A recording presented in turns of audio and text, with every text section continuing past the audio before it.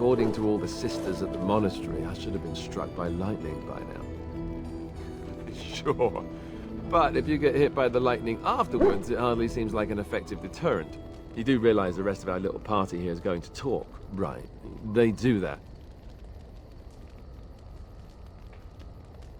Oh sure, now you say that. By tomorrow it'll be icy glares and awkward silences right before battle. Just you watch. So, what now? Where do we go from here?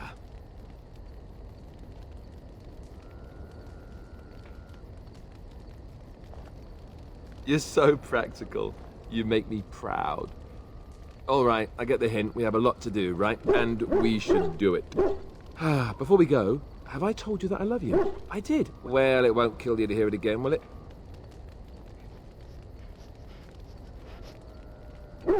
See? Was that so hard? Look, before we go any further, I want to say something. I appreciate that you brought me to see my sister, and that you were there to talk me down after we left. You're a true friend, and I love you. I just wanted to tell you that. That we are. I have your back. You know that, right? Well, now that that's out of the way, something you need, my dear? Yes, me too. And I got the feeling at the end there that it saw us, was aware of us, whatever you want to call it. Could have just been my imagination, I suppose. What do you think?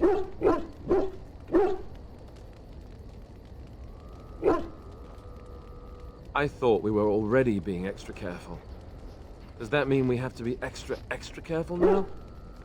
Great. There I was enjoying my nap. I guess one thing is certain at least, isn't it? It's official. This is a blight. Something you need, my dear? Of course. You never asked?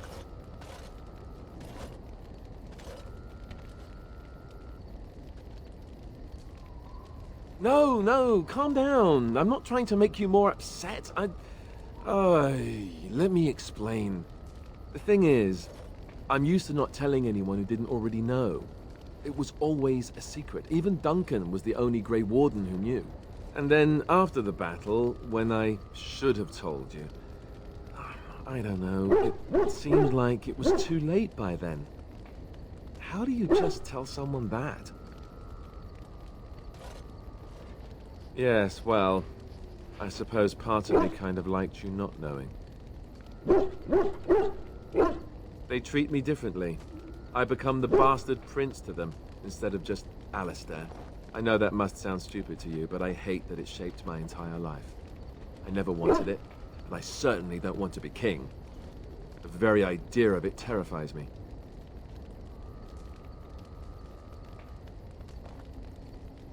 For all the good it does me, my blood seems certain to haunt me no matter what I do. And now Arleman plans to put me forward as the heir. It never ends, does it?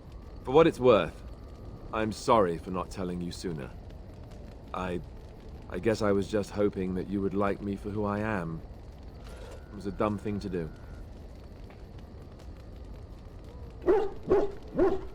I guess it's kind of a relief that you know now. Let's go.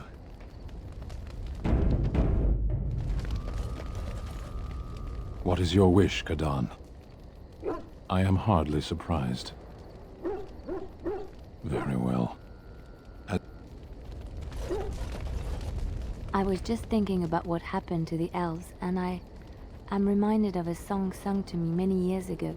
It was when my mother died, and this wise elven woman comforted me and told me that we shouldn't fear death or hate it. Death is just another beginning. One day, we must all shed our earthly bodies to allow our spirits to fly free.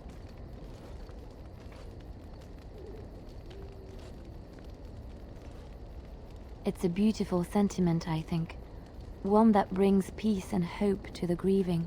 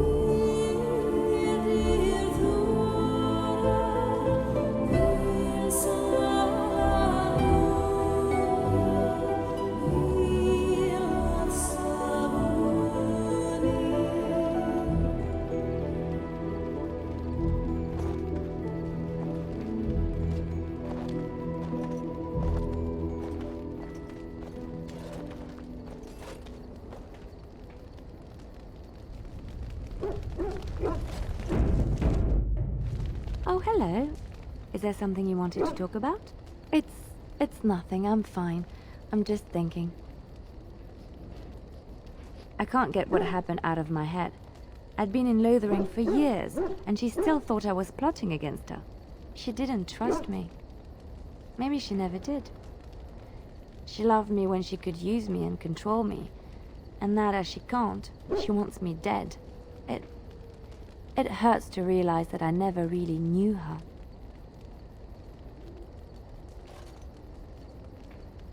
I knew she was ruthless, but I didn't know how far she could go. She is self-serving, cruel. She uses people, then discards them. But that's how she survives in the life she leads. What if she's right? What if we're the same? I should just have stayed in the Chantry. Maybe, but that is not the point. I was a different person there. I forgot my life as a bard while I was in the cloister. I felt safe. I didn't have to watch my back all the time. That's what made Marjolaine the person she is, don't you see? It ruined her. It will ruin me too. It's already happened. When we killed her, I enjoyed it. Seeing her dead gave me satisfaction.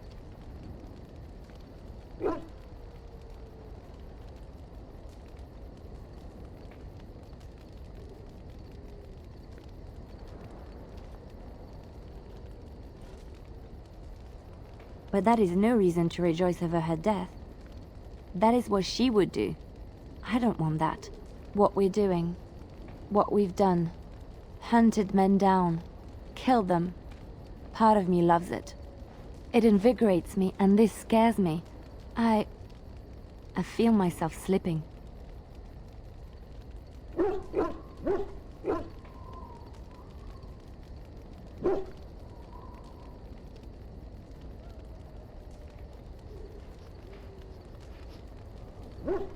How can you be so sure?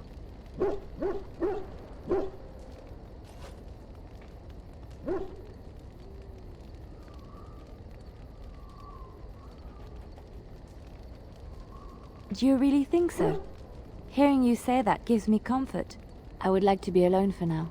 I have many things to consider. Thank you for listening to me. So, you and Alistair, together, looking contented. You even have a glow about you. So shameless.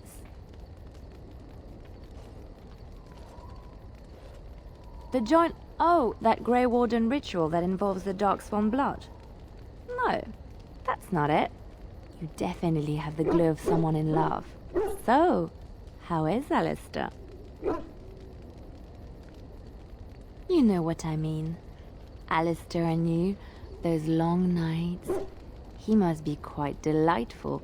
You wouldn't be so happy otherwise, I think. He's athletic. That's always nice. He is also good at following instructions, isn't he?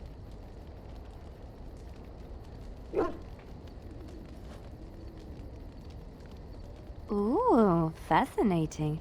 The little Templar is all grown up and apparently he plays well with others. You must keep me updated on any new developments. You've seen and touched Andraste's ashes. They are the holiest thing on this earth, the remains of the Maker's chosen.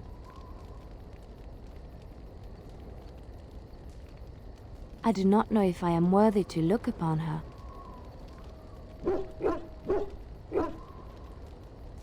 Yes, of course, but it still is something to be in awe of. I know that look. You have something on your mind, don't you? Of course. I have not given this a lot of thought. What will I do? We've traveled far and wide. Does it need to end?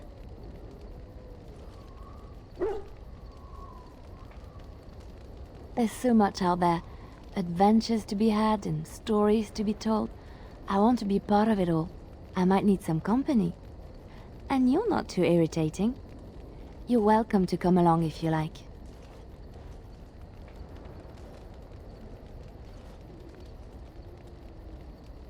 It is settled then. You and I wandering the world, seeking our fortunes. I can't wait. I know that look. You have something. Of course.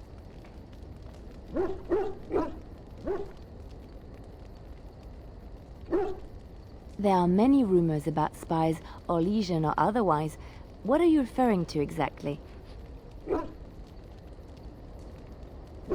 I admit I have done many despicable things in my lifetime. I do what I have to do. So do you. So does everybody. Sometimes we must do terrible things to get what we want. If it is any consolation, I always try to use non-violent means to achieve my ends. Some bards rely on torture to get what they want. It works effectively, as many will bend under the threat of bodily harm. But there are better ways, more subtle and kind. You will be surprised how easily a person will open up to you, even if all you offer is a listening ear. People respond eagerly to others who they believe understand them.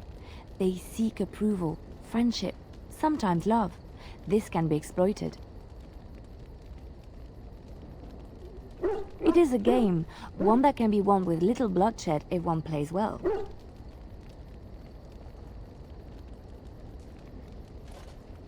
And crude. Why not make someone want to do what you suggest, instead of forcing them to do it? Everyone can be seduced by the right woman. The trick is predicting who she is and becoming her. Master the game, and no one can resist you.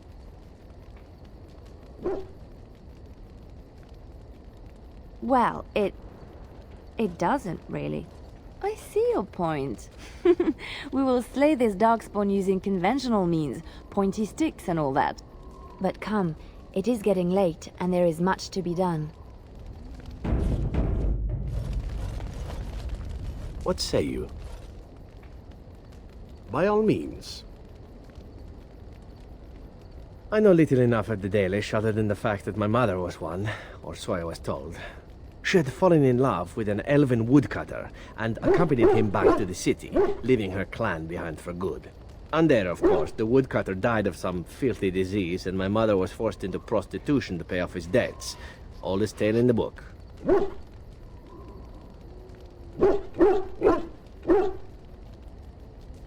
A Dalish whore, thank you very much.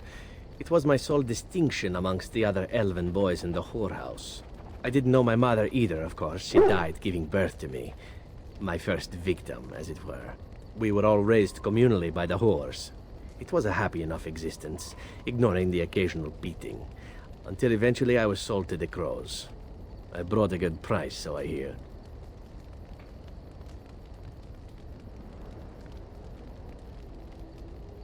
My original point is that my mother's Dalish nature was always a point of fascination for me.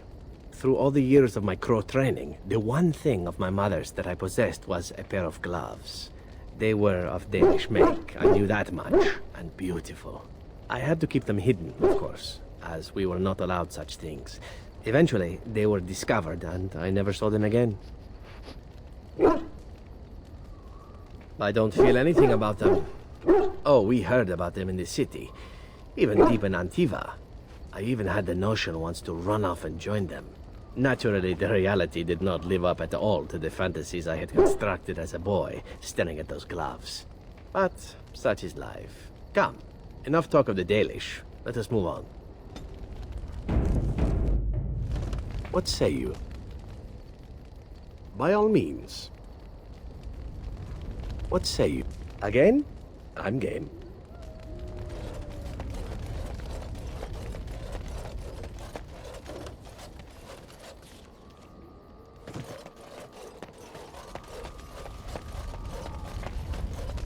You realize that you've been smiling for hours now?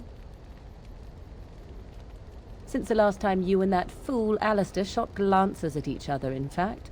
He must be pleasant enough in bed, for surely I cannot imagine anyone enduring his conversation. Lucky for him that someone is willing to claim him, then. 'Tis a bit sickening to watch you two, but I imagine it at least takes your mind from our situation. Have it your way.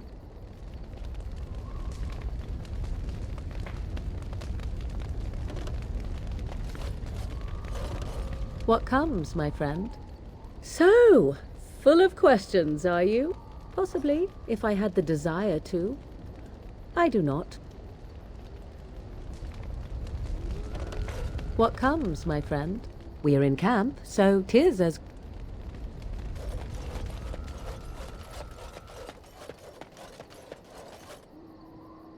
If there's anything I can do for you, please. Ah, yes. I'm married to a fine woman back in Denerim, it's true. She'd give me a son if she could, but that's not likely to ever be. Sandal here. I found him in the deep roads years ago. Abandoned, I think, and he was never quite right in the head. I took him in, and I brought him with me when I came here to the surface. He may not be my blood, true, but I think of him as one. We left Orzammar. That's right, boy. Maybe one day we'll see it again. It's not as if I don't benefit, mind you. Turns out the boy's a natural working with enchantments. He might have even been lyrium-addled. I never thought of that before, to be honest. Happens sometimes. He can work an enchantment into just about anything, however, given some time. Could probably open his own shop, if he knew how. Enchantment. Well, he does seem to enjoy it, at least. I'm sure you'll be pleased.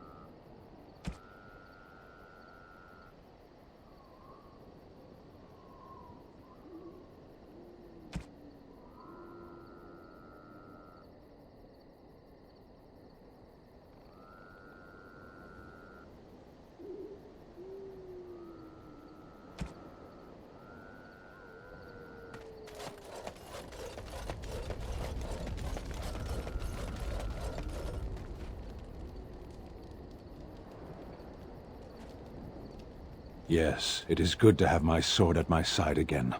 I call her Asala, the soul, my soul. She is forged from rare blue steel and has served me faithfully for many years. Yes, you understand what it is like to have a weapon that is part of you. Few others do.